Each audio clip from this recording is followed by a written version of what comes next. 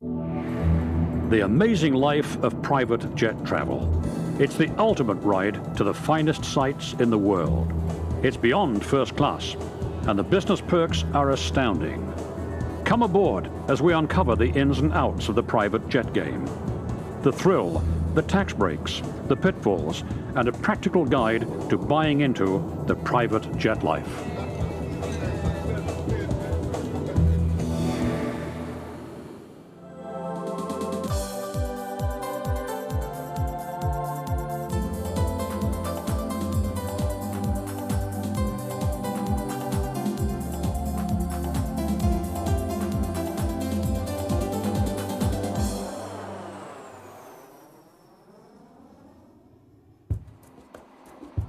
Air travel has become a trial. The glory days of great service and excitement are gone. That is, unless you fly on a private jet. For most, that option has seemed out of reach. But now, more discerning travelers are realizing they can actually afford it.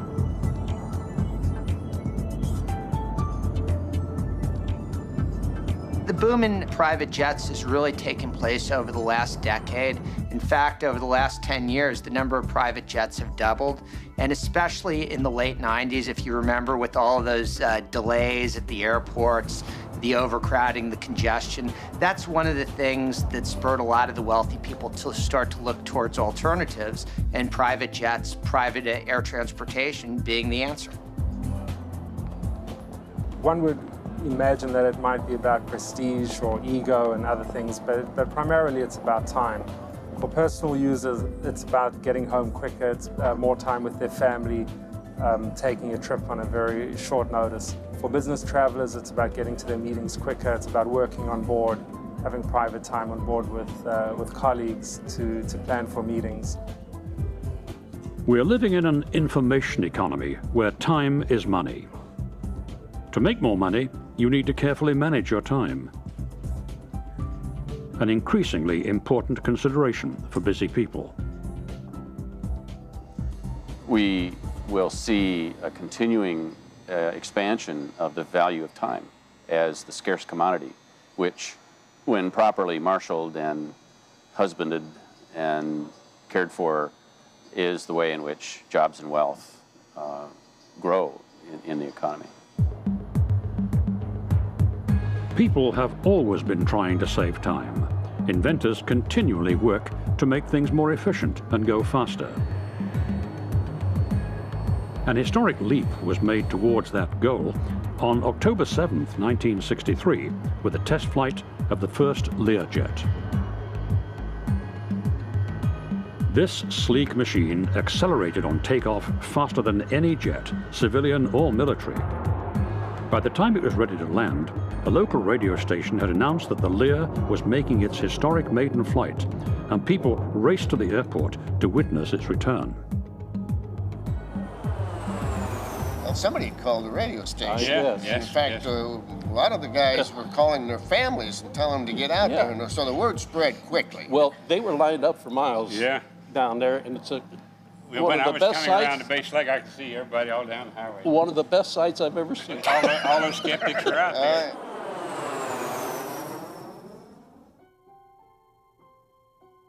The Learjet was the invention of Bill Lear. He'd dropped out of 8th grade to tinker with radios. At 28, he patented the first car radio, and then turned his attention to aviation.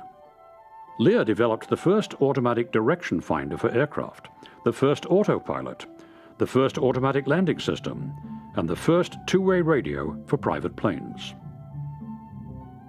Then Bill Lear began dreaming about the ultimate business jet. He was 61 years old.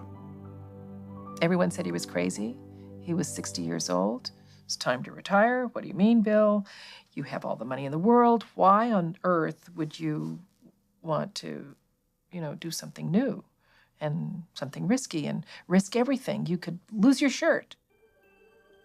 Business aircraft at the time were reconfigured surplus military aircraft, and Lear felt they were ponderous and slow.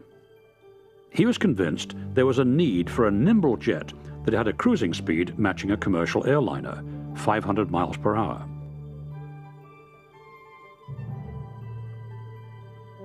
Lear's passion inspired his employees at the plant he set up in Wichita, Kansas. They worked round the clock, 24 hours a day. The families would come at night and bring dinner to everybody. The kids would be there, seeing their fathers or their mothers, and Dad was usually cooking. Lear had to sell off his other companies to finance this venture, but he never wavered. His enthusiasm was infectious. People who came just ate and drank the Learjet. So even though there were a lot of people saying it was crazy, it was an exciting period. And within 1 year, he had built the airplane. The plane had to be certified before he could sell one. Lear was still negotiating with the test pilot until the plane took off on its inaugural flight. Hank finally gets into the airplane, and they say that Hank said, "Bill, where's my parachute?" And Dad said, "You don't get a parachute, God damn it, I want my airplane back." They closed the door, and Beard took the plane aloft in front of the crowd and TV cameras. The characteristic whine of the engine's crescendoed, and it's a very high, piercing whine, drowned out the Telecasters, and then it just shot forward like a bullet. Nobody expected it to go so fast, so quickly.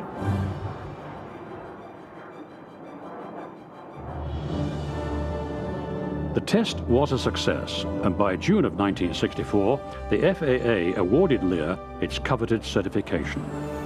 The Lear team had done it.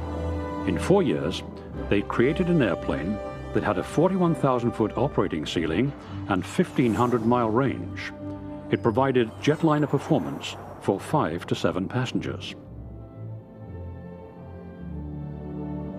But Bill Lear wanted to add one more touch: music for his plane. So he invented the 8-track tape player. Now his flying hot rod had real style. The Lear had a price tag of just over $500,000 fully equipped.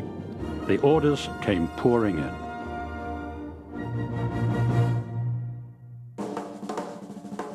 Early buyers were primarily large corporations, but celebrities like Frank Sinatra and Danny Kaye also had to have one.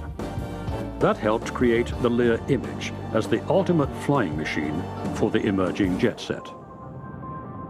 Since the development of the Lear, the growth in the private jet market has been unstoppable. There's been an explosion in the number of new models of business jets that have come to the market over the past 10 years. And what you see with each one is that they're trying to capture a different segment of the market, using a different advantage to capture that. And right now we see a number of companies that are in the industry that are trying to reduce the entry level, come up with an airplane that is substantially cheaper in terms of the operating cost per hour and the initial purchase. The cost actually is a very specific cost. It's the cost of speed. How many dollars do you pay to buy a mile an hour? And in an airplane, buying a mile an hour obviously is more expensive than buying that mile an hour in a car. What kind of money are we looking at to travel in a private jet? The costs are all over the map, anywhere from $100,000 to over $50 million. It all depends whether you buy your own plane or join one of the many programs offered by private aviation companies.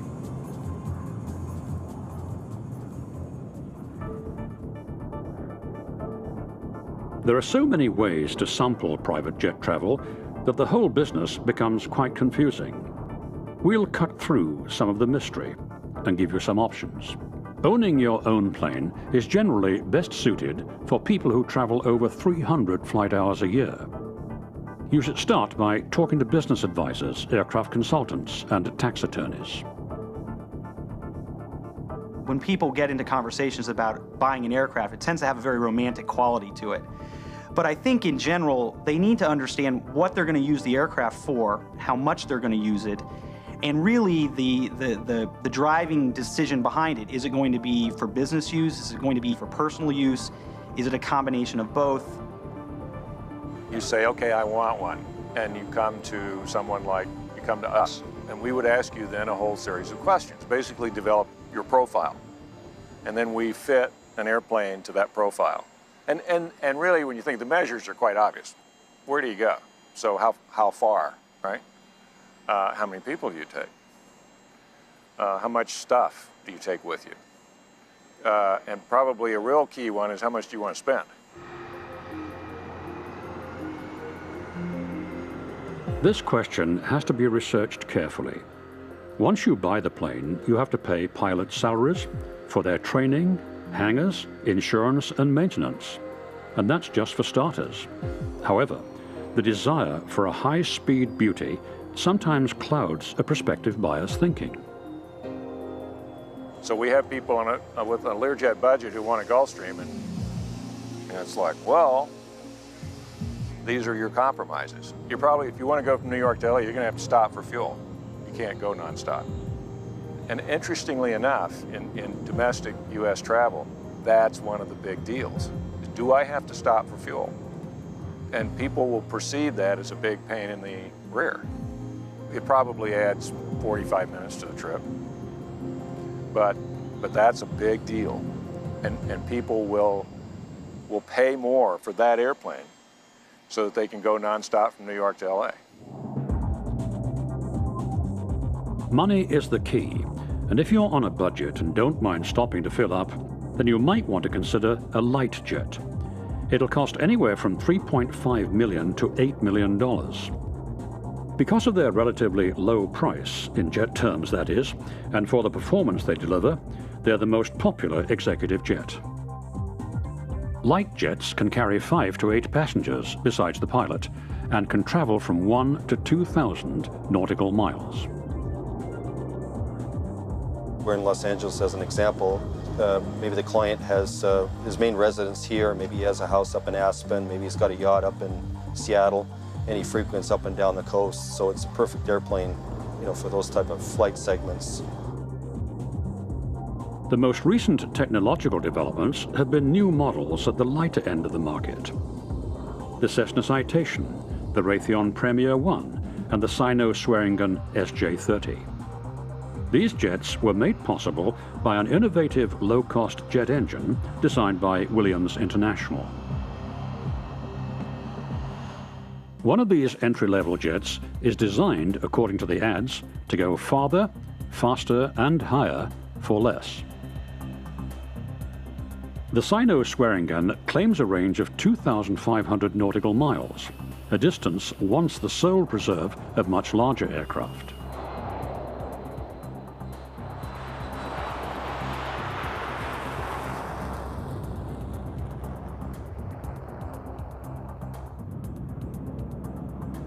Once certified, it'll have the ability to take big trips, San Francisco to Honolulu, St. John's or Gander to London or Paris, Bangor to Shannon, or between any city in the continental US.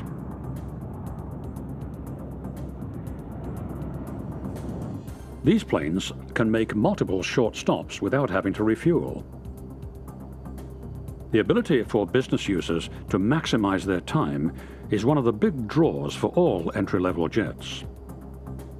It's not about comfort or amenities. A small business jet is probably no more luxurious, so to speak, than a coach seat on an airliner. There's the advantage of there only maybe 4 or 5 seats in the airplane, but you can't stand up in the airplane. They're chosen not for their luxury, but for the fact that they satisfy necessity, efficient travel. For people who are located in the Midwest and the East, an airplane with a 1,500-mile range is fine. I mean, you can go anywhere you want to go. What happens is when you decide you want to go out west, that's the long leg. This is where the mid-sized jet comes in, but expect to pay more for the size and range. The medium jets span in used airplanes, 6 million to new airplanes, 17, 18 million in price. And actually, interestingly, these airplanes are almost all the same speed. They don't get faster as they get bigger, and they all go Mach 0.8.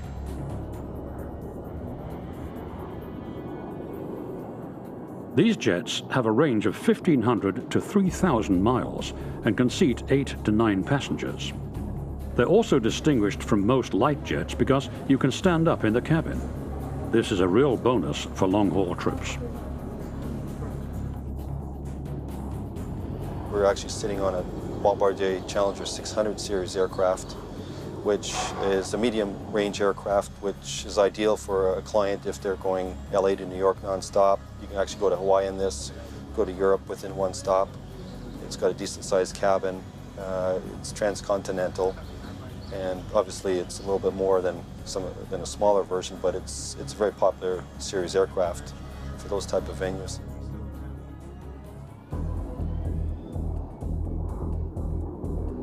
Bombardier's Learjet 60, another medium jet, pulled off quite a coup when it was introduced in 1995. While it retained that sexy sports car performance that Bill Lear was striving for, its cabin is large enough for 8 passengers to move around in. This jet laid to rest the perception that the Lear was built for speed, not comfort. One of the most exciting jets in this class is the Cessna Citation 10. It's the world's fastest mid-sized business jet. In high cruise, this plane can streak across the skies at Mach 0.92, almost reaching the sound barrier. Cessna's industry surveys had revealed that the concept of the executive jet as a time machine had a strong hold in the business aviation community. Corporations were striving to save their executives time at the lowest possible cost to boost productivity. These aircraft really are time machines. We provide our owners with something that I don't think anybody besides God can provide, and that's extra time.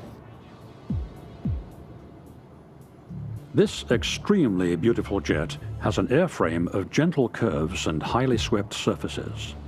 The plane just screams speed and power.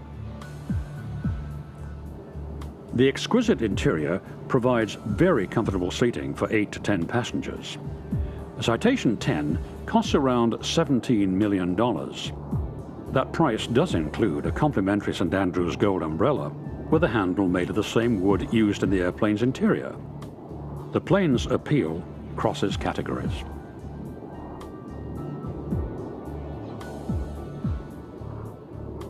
It's not a small airplane. That airplane is actually, interestingly enough, that airplane's sort of in a niche of its own. It's bigger than a mid-sized jet and it's smaller than a big jet.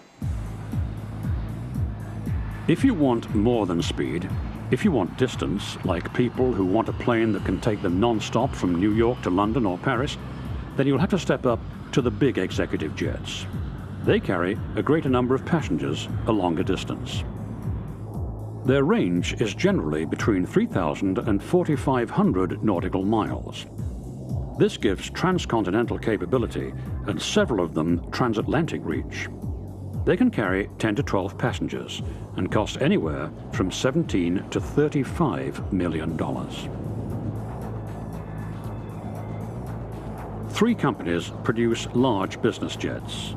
Dassault of France makes the Falcon series. Bombardier of Canada, the Challenger 604.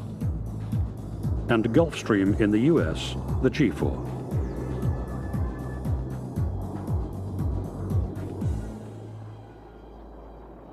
The Challenger 604 is the most popular large corporate jet because of its extra-wide cabin.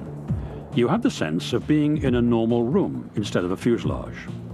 For many buyers, this has been the selling point for this jet.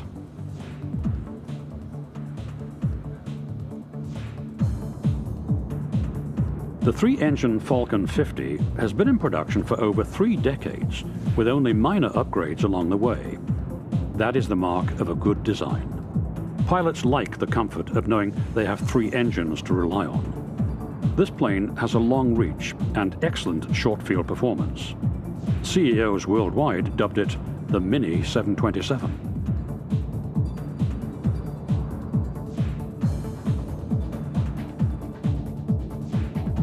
The Gulfstream G4 has become that company's best-selling plane. It's tailor-made for senior executives who roam the globe working hard to beat the competition. Its long reach and comfortable cabin make it a winner with a CEO set. Globalization has created a need for even longer-range large corporate jets. Well, different planes are more suitable for different missions. If you've got a real long distance mission, if you're trying to go to Asia on a consistent basis, you'll want one that can go long distances. Gulfstream developed the G5, putting it in the ultra long-reach category. Jets in this class have a range of more than 6,000 miles and a price in the $40 million range. This is basically a new market that developed with the expansion of business travel to the Far East. In the early 1990s, no business jet could cross the Pacific without a fuel stop. That changed in 1997 when the Gulfstream 5 became the first jet to fly non-stop from Tokyo to New York on a record-breaking round-the-world flight.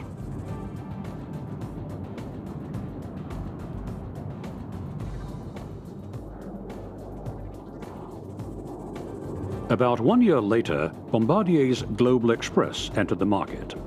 These jets have sold well, and orders are backlogged several years. While these planes are spacious, a long flight can still be taxing.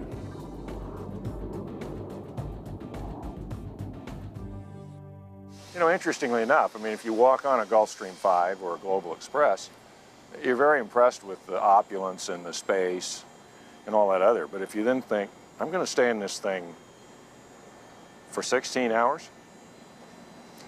Nah, you won't do that often because it's really punishing. To give those long-haul executives a little more room, 2 top airline makers, Boeing and Airbus, got into the act. Boeing created an offshoot of the 737. It was Boeing's second try at this market, and this time, the Boeing Business Jet, or BBJ as it's called, was a hit. They actually tried this about 10 years ago and failed miserably. No one bought any. This time, Boeing organized it a little better than they did the last time, hired some corporate jet salesmen who knew what they were doing, and the sales have been astonishing. Even Boeing didn't believe that they would sell as many BBJs as they've sold. They've sold like 60 BBJs. These models don't fly as fast or go as far as the Gulfstream 5, but the cabin can seat 50 in executive style. Owning one of these jewels is like having your own Air Force One. The interiors can be made so lavish, it's more like a moving villa than a jet. There's a class of people on this planet who really are sort of above society in terms of their net worth. And they want the ability to travel comfortably from LA to London. They want a bedroom, they want a shower, they want big television, DVD, they want a big dining room, and a galley. And the BBJ will give you that. There's no way to put all that in a Gulfstream or a Challenger. Whether you own a light jet or a long-haul luxury model, money is still the driving factor. The good news for buyers in the United States is that the tax breaks are terrific. There are special rules that allow owners to deduct the costs associated with operating the aircraft when they use it in that manner. And especially in recent years, there have been some incredible tax breaks offered through recently enacted tax laws that allow for bonus depreciation deductions to be incurred in the first year that you put the plane in service, which quite frankly can result in a substantial windfall to many of the taxpayers that own these planes. What that can mean, if we want to just look at it in probably simple math, would mean a $10 million plane would result in a $5 million bonus depreciation and perhaps another $1 million of additional regular depreciation on top of that. So in year one, you may have paid $10 million for a plane, but you've received a $6 million depreciation deduction. You can deduct that against your income and the income from your business. So it becomes quite a handy income tax planning tool. Bostwick says this tax break had an impact on sales.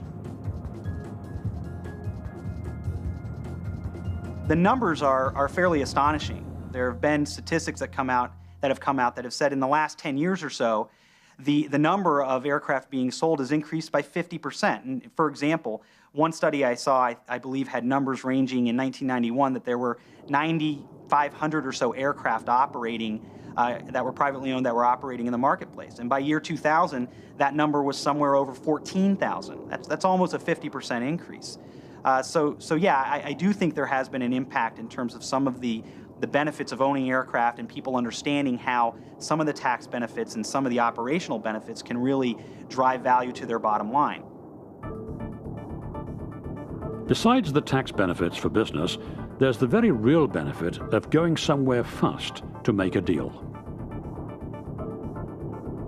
We have dozens and dozens of very interesting case studies from our industry of companies that say, this is what happened with us when we had our airplane and we had to go make this deal, and that deal made us so much money that the entire cost of this airplane is lost in the noise. And that's why it's a good deal for us. If you think it would be a good deal for you, but the cost of owning your own plane is prohibitive, then there are other ways to go. A consumer could be a fractional owner, for example, of one of these aircraft and pay for a quarter of it or an eighth of it and have access to 200 hours a year or 100 hours a year of transportation service. Fractional ownership is the first truly innovative concept to hit business aviation in decades. Instead of buying the whole plane, you simply own a percentage of it. But you have access to a fleet of jets. It's like owning your own airline. I was paying for 100% of a plane a few years back when I had a plane for Berkshire Hathaway, but I wasn't using it 100% of the time, and I wasn't using it 50% of the time. I was using it about 25% of the time. So I was paying 4 times as much for a capital asset as I had the need for it. Billionaire investor Warren Buffett was so impressed with the whole concept of fractional ownership, he bought the company, NetJets. As soon as I learned that instead of owning a whole plane, I could own a quarter of a plane and have absolutely the same service, better service, and have the pilots trained, have the service personnel friendly and cooperative. I just didn't have to have 4 times the investment to get the same result or even an inferior result. In most situations, in most cases, the average individual or even company doesn't fly enough to warrant buying an airplane that's going to cost, again, $10 to $15 to $35 million. The fractional concept was dreamed up by a former mathematics professor, Richard Santulli. He got the idea while he was considering the cost of buying his own plane.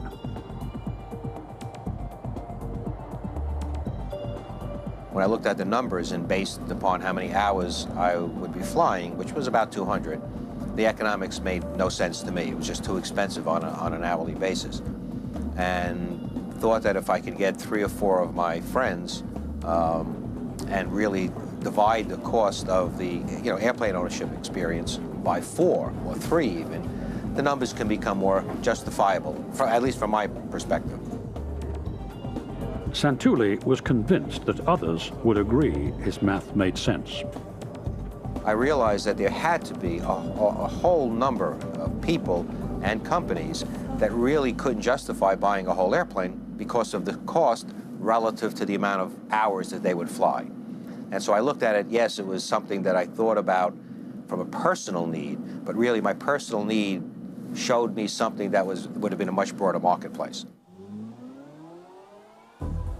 The way fractional ownership works is you buy shares of a jet at an overall cost lower than owning your own plane.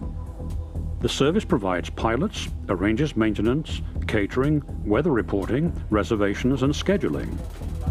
Fractional ownership starts with a 16th share, which buys you 50 flight hours per year. Ownership goes up from there. Buffett says one phone call can put you in touch with the world. NetJets Flight Center, this is Carmen.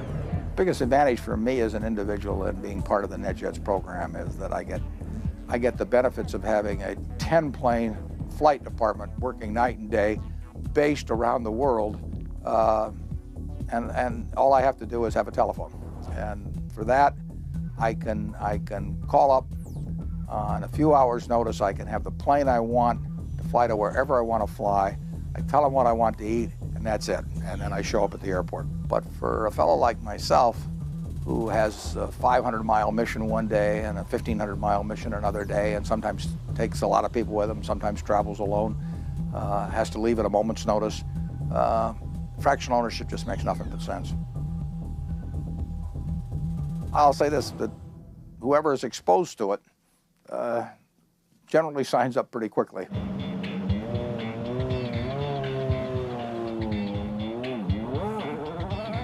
I used to own my own planes, found out that that wasn't all that it was cracked up to be. Before signing on with NetJets' competitor, FlexJets, Indianapolis 500 winner and racing team owner Bobby Rahal loved pulling into town on his own plane.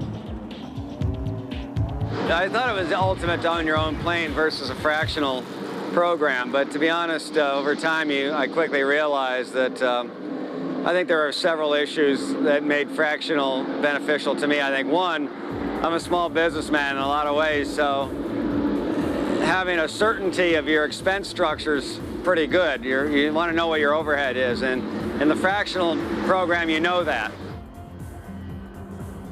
Rahal has to cover a lot of territory in his business. His race teams compete in one town after another. Flying a private jet proved to be a valuable business tool. While jumping in his own plane was convenient, the math just didn't work. Well, I don't think we use a plane enough to actually own one full time. I mean, we fly about 200 hours a year, 150 to 200 hours a year occupied. And, you know, I think if you were flying at 300 to 400, probably having your own plane is probably worthwhile at that stage. But I think the fractional program allows you to use the plane as much as you pay for what you use, frankly, and you're not overpaying. You're not, as I say, I think it's a more economic way to take advantage of what private jets can do for you. It also takes the worry out of maintaining a plane. When you own your own plane, if something breaks on the plane or what have you, hey, you know, you've got to be funded for that, or you have to pay to have it fixed. You just can't say, I'm going to wait 2 months, you know, before we fix it. You no longer have to worry about pilot training and lodging when you use the jet. When we go to a race weekend, you're not putting the pilots up in a hotel just to sit there and wait for you to finish off the weekend. I mean, all these things, you know, one time I trained a pilot and then he left the minute I trained him, you know, and it's just the people issues that come with that. I think those are probably the biggest issue. And I think also the fact for a small businessman like me, I could probably buy into a much more capable airplane for the amount that I was really going to use it. You know, I'm not sitting there owning a very expensive airplane. It's just sitting there on the ground doing nothing for half the year or whatever the case may be. So I think all those factors kind of motivated me to look to fractional ownership, and it's worked out beautifully. Rahal makes an important point. Taking away the workload of training your own personnel is a huge bonus. Santulli says one benefit of his program is that they put so much emphasis on training. We train our pilots 23 days a year. That's probably twice as much as the average commercial airline. We have 2 times a year they go to flight safety for simulated training. We have 13 today full-time meteorologists. We have licensed dispatchers. I mean, I guess people call it overkill, but basically that's, you know, the premise and the promise that I make to my owners is that, I mean, basically I look and say, you've put your life in my hands, and we will do everything possible to make it the safest possible operation in the world. NetJets has taken another innovative step to make its operations safe. They forged a relationship with the Mayo Clinic. All its private jets are equipped with the latest medical equipment, and the flight crews are trained for emergencies. It's like sitting next to your own team of doctors on every flight. It takes some of the worry out of flying. On a NetJet flight, you can get a range of fast emergency care.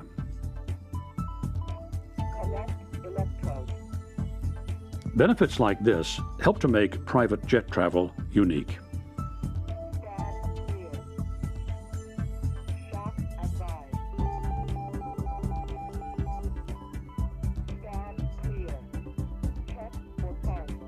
From a business point of view, commercial airlines can't compete with what we could offer a businessman. What people buy is an absolute experience that makes travel easy.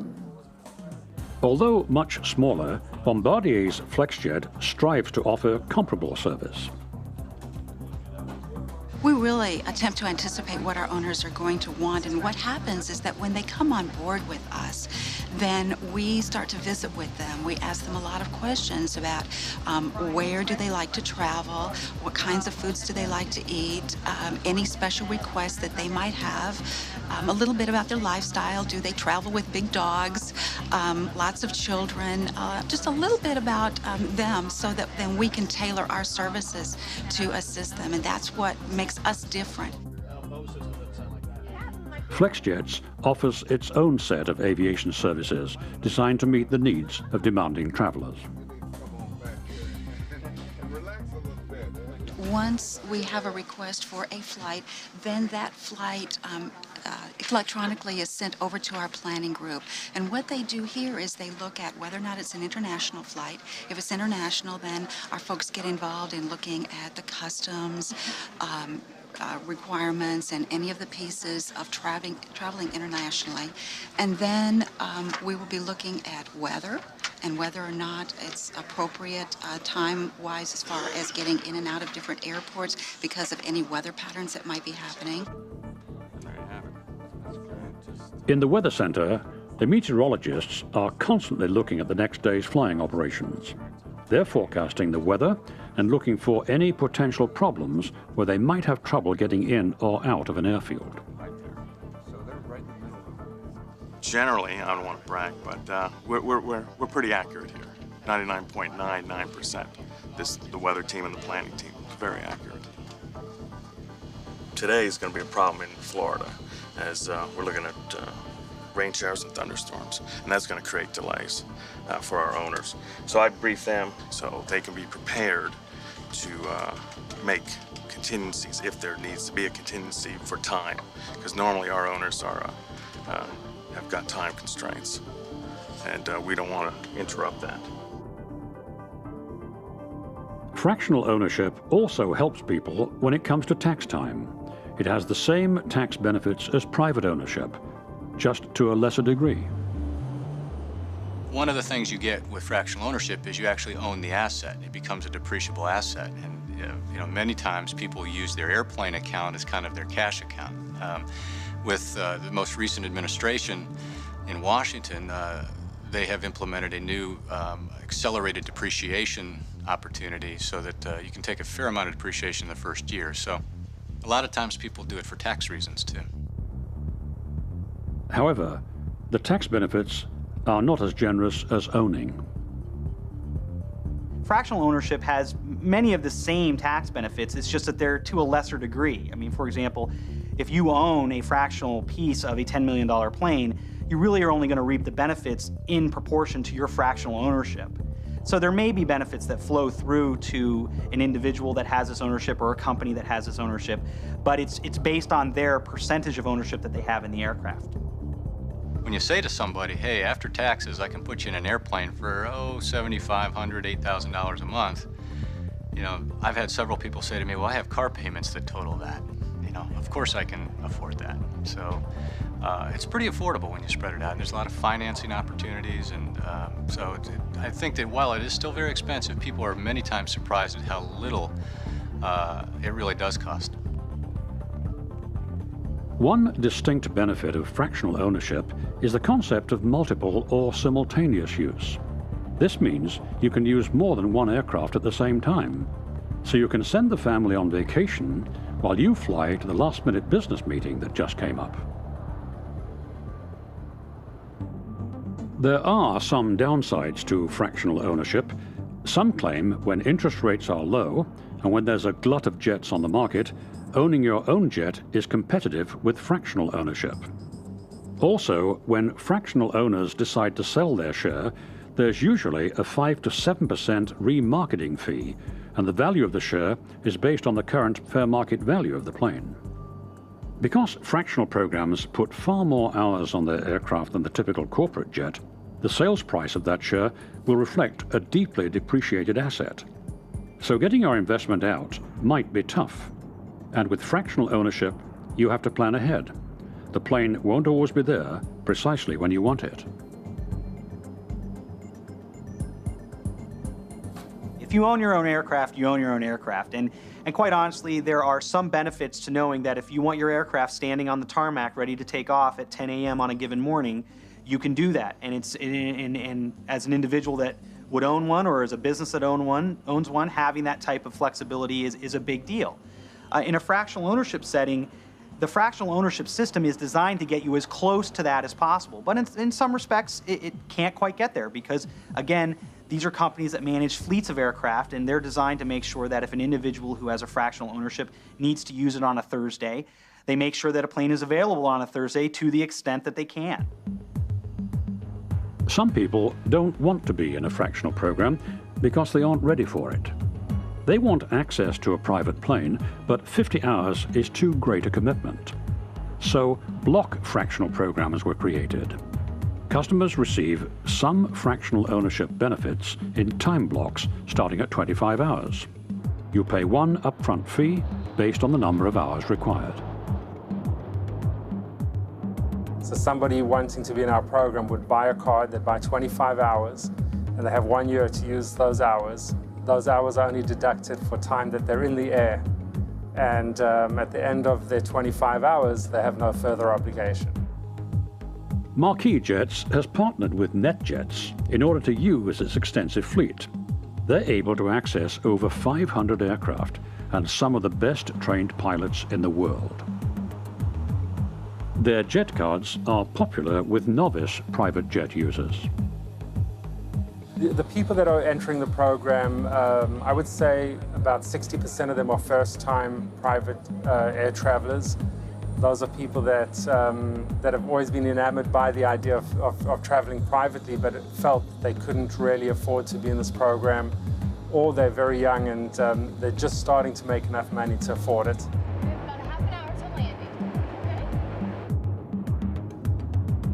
Membership in a block fractional program starts at a little over $100,000 for 25 hours of flight time.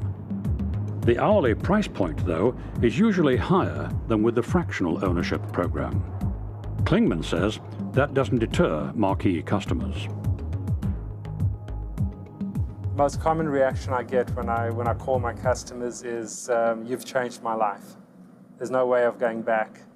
And people that have come into our program expecting to use private travel for some part of their travel, but travel commercially for other parts of it, very shortly after getting their card decided this is the way they're going to go for everything.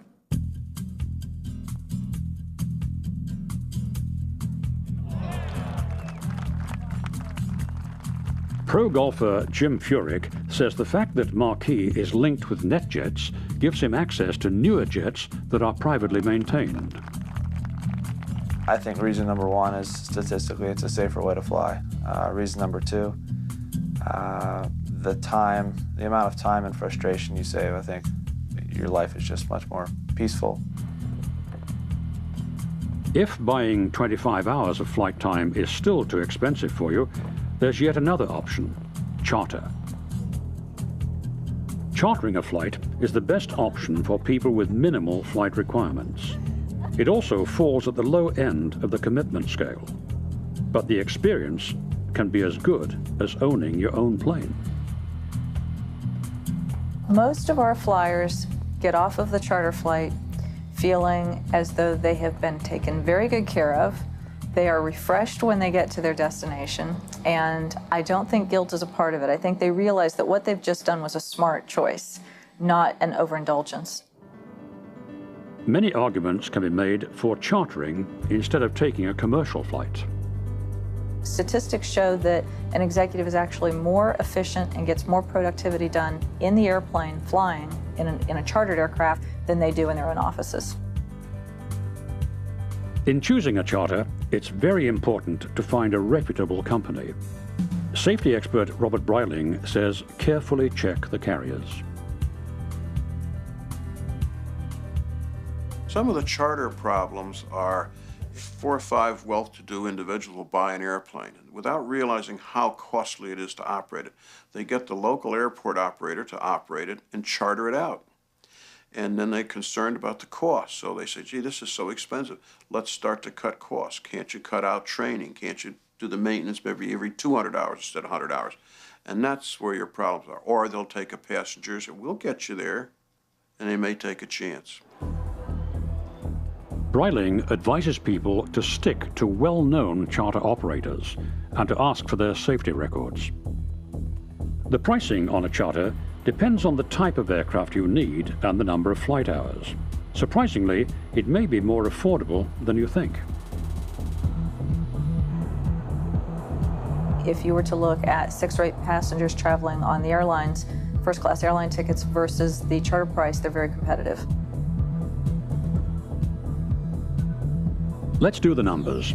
Let's say you have 10 people flying from Los Angeles to New York for an urgent meeting.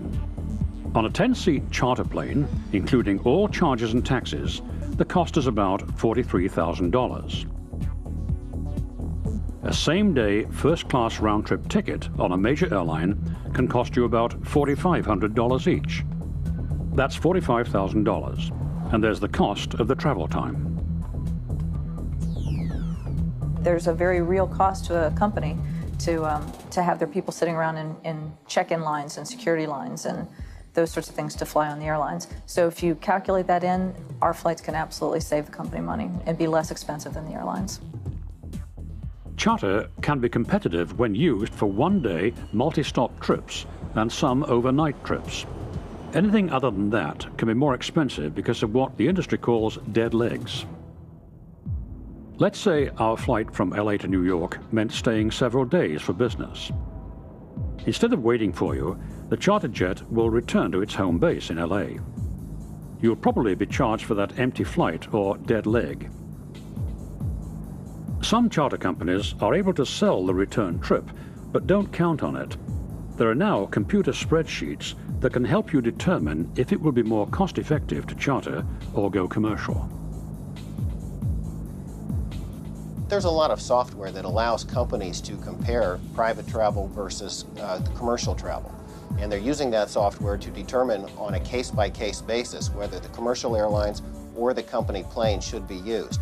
In some operations, when they have 3 or 4 people going to 4 or 5 different out-of-the-way markets, they almost always go with general aviation. At other times, they use commercial aviation because they find that more affordable. But it gives you the flexibility to make a case-by-case determination of what fits your company's needs at that time. The journey into private jet travel is getting easier all the time. The demand is growing. Whenever people sample the rarefied world of private jet travel, they're hooked. Well, almost always when we put a person in an airplane and they do their first flight, and they always have great comments about it. If I'd have known this was this great, I would have done this 10 years ago. I mean, I can't think of one case where a guy said, boy, this wasn't the right thing to do. Never, ever seen that. Our desire to fly and the ability to afford it are coming together to create an exciting new future for private jet travel. Hang on and get ready to soar.